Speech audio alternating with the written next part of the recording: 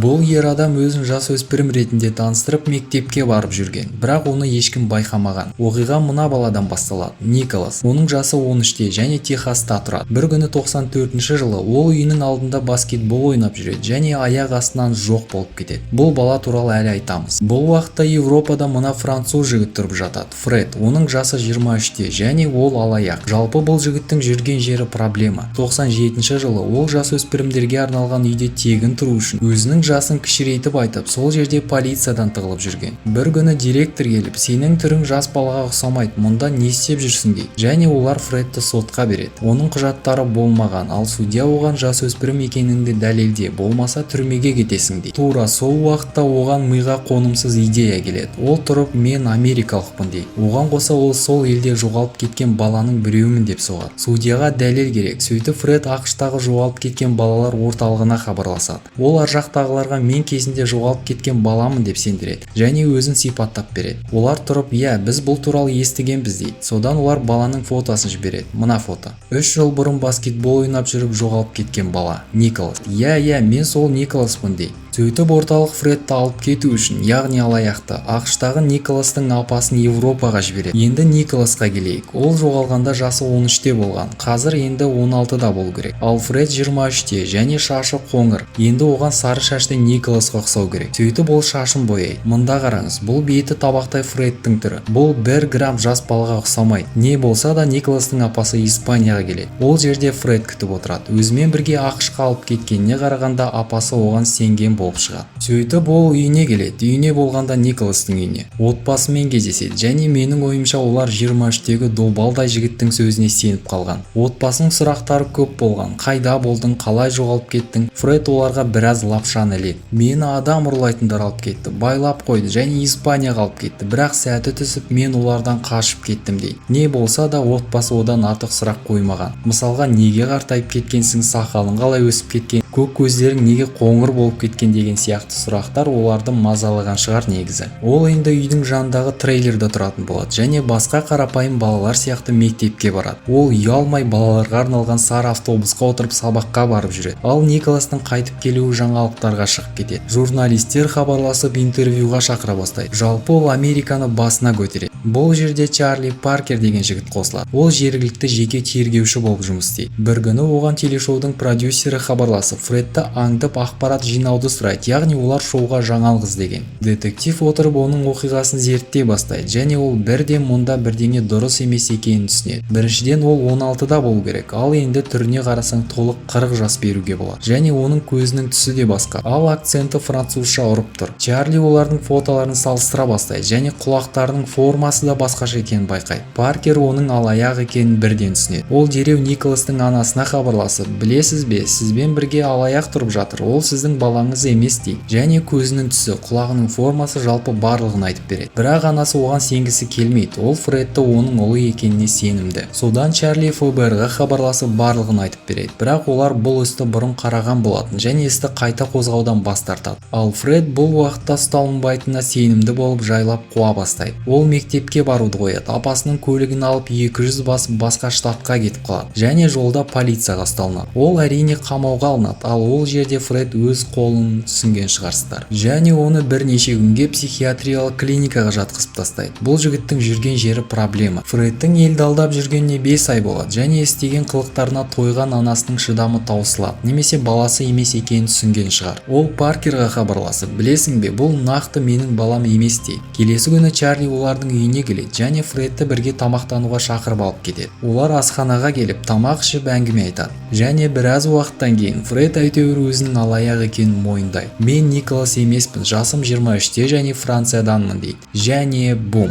ол қамауға алынады. Ал өмірдегі түрі осындай. Сот оған 6 жыл береді. Ал Николасқа келер болсақ, өкінішке орай біз оның қалай жоғалып кеткен және қазір қайда екенін білмейміз. Бұл оқиғаның барлығы 98 жылы болған. Ал қазір Фред қарапайым адамның өмірімен өмір сүріп жатыр. Және ең қызығы, оның TikTok парақшасы да бар. Қызықты болса қарап көруіңізге болады. Менің бүгінге айтарым осы. Ал сіздер каналға тіркеліп кетуді ұмытпаңыздар.